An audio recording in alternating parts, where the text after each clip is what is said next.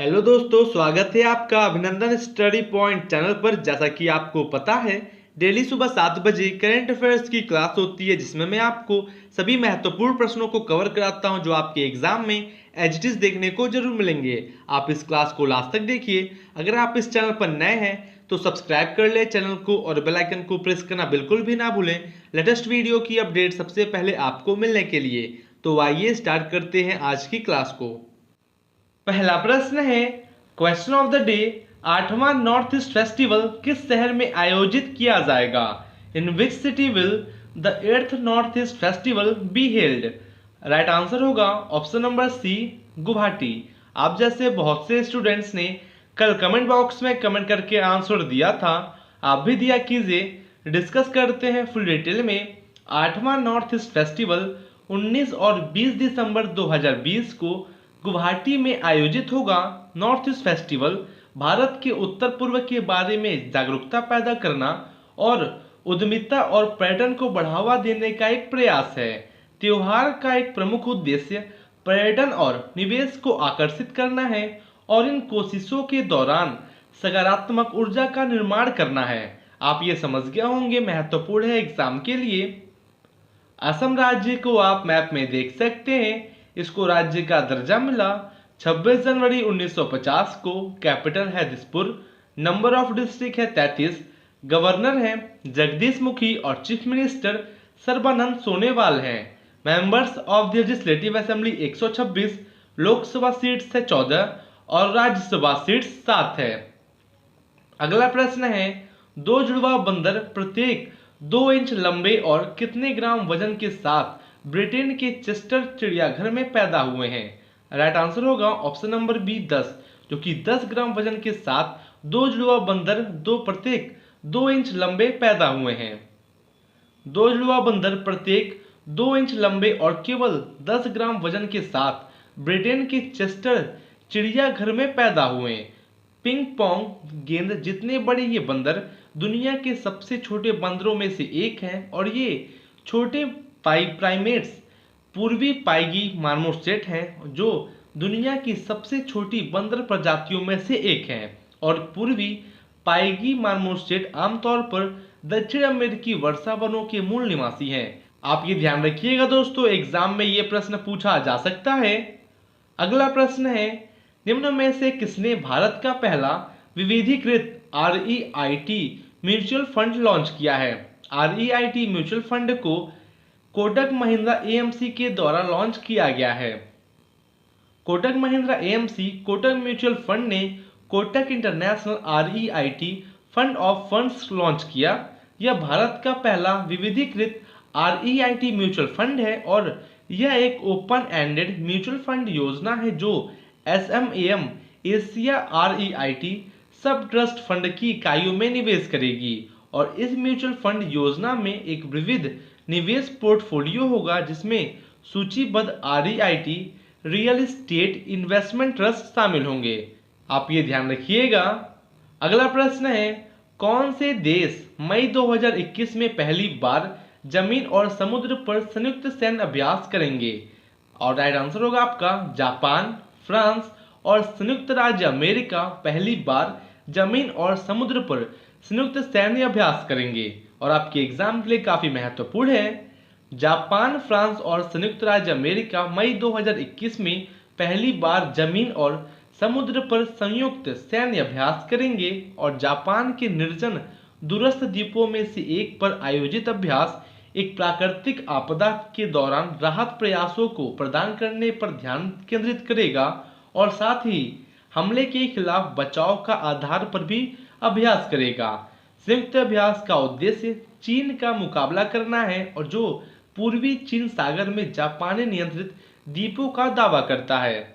आप ये समझ गए होंगे दोस्तों। आप इस क्लास को लास्ट तक देखिए, आपको बहुत कुछ सीखने को जरूर मिलेगा, आप में इम्प्रूवमेंट होगा और आने वाले एग्जाम्स के लिए आप काफ़ी अच्छे तरीके से प्रिपेयर भी हो सकेंगे। USA की कैपिटल है वॉशिंगटन DC। प्रेसिडेंट हैं जो बिडेन और वाइस प्रेसिडेंट हैं कमला हैरिस। हाउस स्पीकर है नैन्सी पेलोसी। चीफ जस्टिस हैं जॉन रॉबर्ट्स। लेजिस्लेचर है कांग्रेस। अपर हाउस को सीनेट और लोअर हाउस को हाउस ऑफ रिप्रेजेंटेटिव्स बोलते हैं। यूएसए की करेंसी है यूनाइटेड स्टेट्स डॉलर। दोस्तों कोई भी कंट्री आपके न्यूज़ में है उसके प्राइम मिनिस्टर, प्रेसिडेंट और करेंसी से एग्जाम में प्रश्न पूछते हैं, आप ये समझ गए होंगे। नेक्स्ट है आयुष निर्यात को बढ़ावा देने के लिए निम्न में से किसके साथ आयुष मंत्रालयों ने निर्यात संवर्धन परिषद की स्थापना के लिए मिलकर काम करने का निर्णय लिया है, जो कि यह वाणिज्य और उद्योग मंत्रालय के साथ मिलकर काम करने का निर्णय लिया है। आयुष निर्यात को बढ़ावा देने के लिए वाणिज्य उद्योग और आयुष मंत्रालयों ने निर्यात संवर्धन परिषद की स्थापना के लिए मिलकर काम करने का निर्णय लिया है। यह निर्णय वाणिज्य और उद्योग मंत्री पीयूष गोयल के द्वारा आयुष व्यापार और उद्योग की समीक्षा बैठक में लिया गया। यह भी तय किया गया है कि निर्यात को बढ़ावा देने के लिए पूरा आयुष क्षेत्र मूल्य और गुणवत्ता प्रतिस्पर्धा को प्राप्त करने के लिए मिलकर काम करेगा, जो कि काफी अच्छा है दोस्तों। अगला प्रश्न है निम्न में से किसने पाइप लैब्स के स्वामित्व वाली क्विक सिल्वर के साथ साझेदारी करके डिजिटल उपहार कार्ड श्रेणी में प्रवेश किया है, क्योंकि डिजिटल उपहार कार्ड श्रेणी में गूगल पे ने क्या है प्रवेश किया है। गूगल पे ने पाइप लैब्स के स्वामित्व वाली क्विक सिल्वर के साथ साझेदारी करके डिजिटल उपहार कार्ड श्रेणी में प्रवेश किया। यह भारत के 1500 शहरों में 150 से अधिक ऑनलाइन और ऑफलाइन ब्रांडों के उपयोगकर्ताओं के लिए वास्तविक समय के आभासी उपहार कार्ड जारी करेगा। इस साझेदारी के साथ क्विक सिल्वर की उपभोक्ता आर्मभू गूगल पे के इन ऐप स्टोर स्पॉट पर सूचीबद्ध होगी, जो कि काफ़ी अच्छा है दोस्तों इनिशिएटिव ये और काफ़ी हेल्पफुल भी। अगला प्रश्न है कौन सखीर ग्रैंड प्रिक्स के दौरान फॉर्मूला 2 की रेस जीतने वाले पहले भारतीय बने हैं। फॉर्मूला 2 की रेस जीतने वाले पहले भारतीय जहीर दारूवाला बने हैं। Option number A right answer होगा। जहीर दारूवाला सखीर ग्रैंड प्रिक्स के दौरान फॉर्मूला 2 की रेस जीतने वाले पहले भारतीय बने हैं।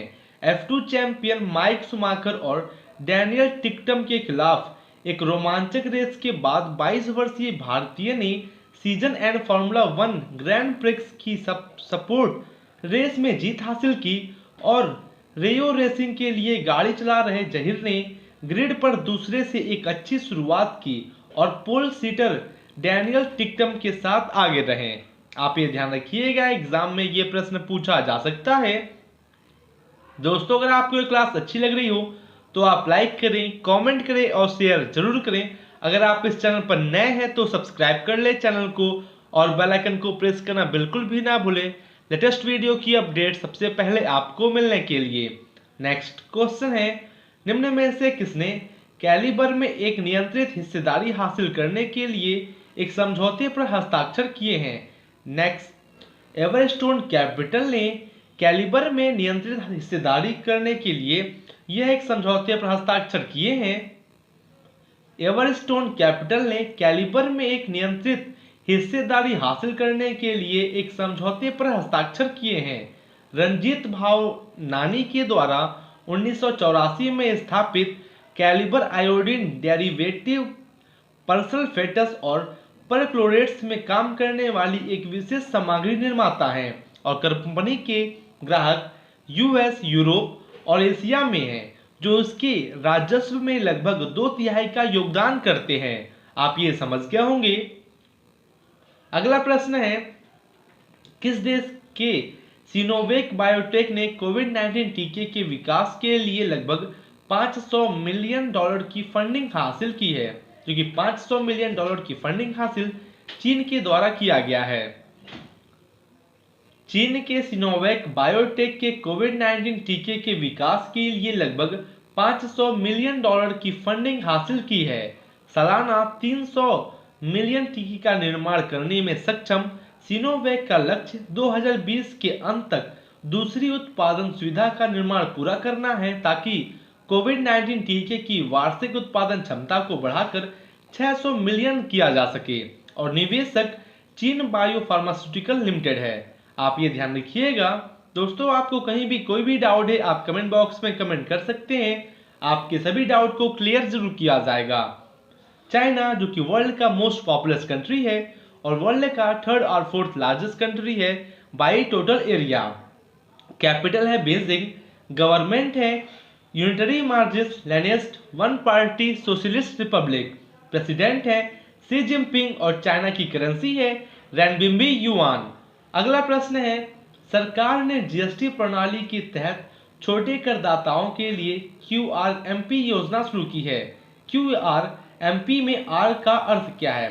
आर का अर्थ है रिटर्न। सरकार ने जीएसटी प्रणाली के तहत छोटे करदाताओं के लिए त्रैमासिक रिटर्न फाइलिंग और मासिक भुगतान कर क्यूआरएमपी योजना शुरू की है।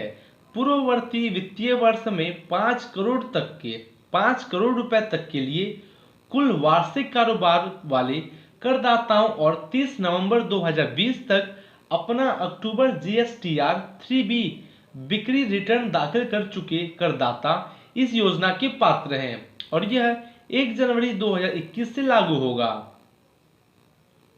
नेक्स्ट है, निम्न में से किसने किसानों के लिए एक ओवरड्राफ्ट सुविधा की शुरुआत की है?